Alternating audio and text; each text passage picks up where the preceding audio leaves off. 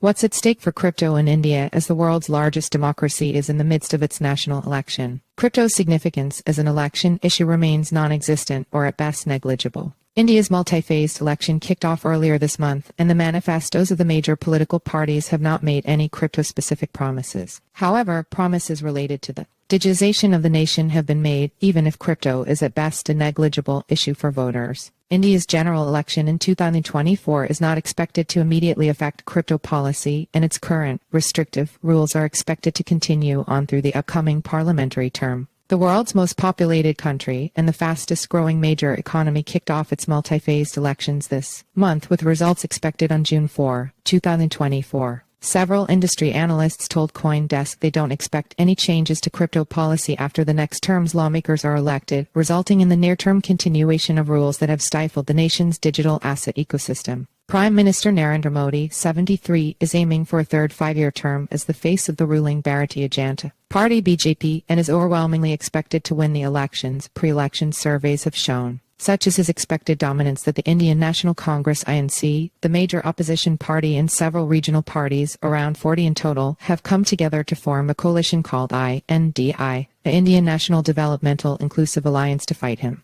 The election is for 543 seats in the lower house of parliament, referred to as the Lok Sabha. The party or alliance with the most seats would select the country's prime minister and form a government. Crypto as an election issue. Crypto's significance as an election issue remains non-existent or at best negligible. Web3 remains esoteric for an overwhelming majority of the voting population. Even the fact that India has implemented a steep tax deducted at source on crypto transactions, 1% on every transaction, is unlikely to play a role in this year's election in any major way. Issues such as lack of jobs, a Hindu nationalist agenda against a constitutionally enshrined secularism, alleged marginalization of minorities, the role of electoral bonds, institutional independence, and agrarian policies have dominated the headlines, making sure that crypto is not even a political talking point. Indian elections are still focused mainly around socio-political issues, said Karan Vivekananda, Chief Public Policy Officer at one of India's largest cryptocurrency exchanges, CoinDesk. Technology has started becoming an agenda item, but is more from the setting up of a manufacturing base in India and the job creation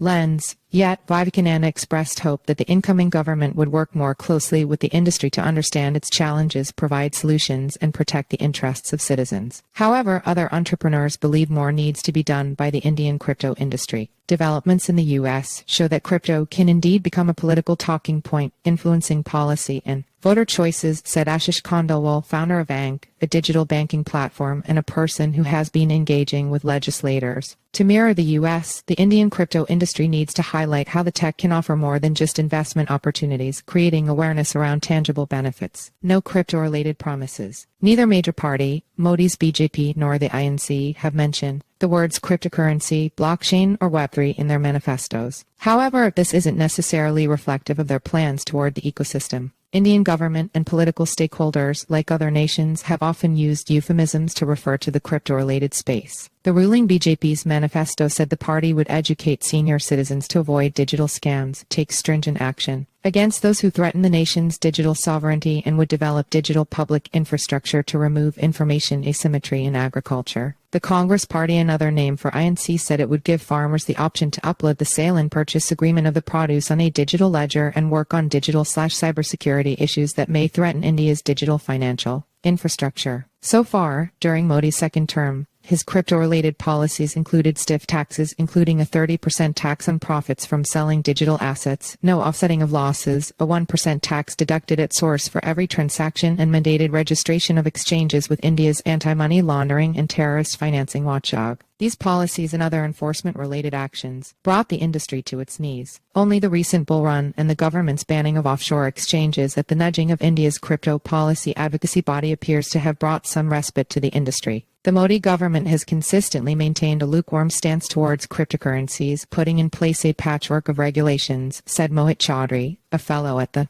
Center think tank, which has extensively researched how the crypto policies have so far impacted the industry. A weak opposition party has not framed a comprehensive position on crypto policy, though at this point it is simply fighting for survival against the Modi juggernaut. No major changes in the near term. Regardless of how Parliament shakes out, India's Web3 policies are expected to remain largely unchanged in the near future. In the more likely scenario of Modi winning, his policies are expected to continue, and even if they would be updated, crypto is unlikely to be an immediate priority. Modi's government has made no public indications that once it comes to power, crypto policy may be updated. In another, less likely, scenario of the opposition alliance winning, the coalition government is likely to have other priorities. The coalition has not yet indicated any thoughts on how its members may approach crypto policy. The best-case scenario for a change in India's crypto policy is around the end of 2024. One person familiar with the framing of crypto regulations in the government but unauthorized to speak to reporters told CoinDesk. And this isn't due to any specific policies that may be updated or introduced. It will simply take the government months to transition into governing after election results are announced in 6 weeks. The Modi government does not appear to be keen on a holistic policy framework for virtual digital assets, said the Asia Center's Chaudhry. It seems that other emerging technologies, such as artificial intelligence and extended reality, are higher priorities for policymakers. Recently, Finance Minister Nirmala Sitharaman remained slightly ambiguous about crypto,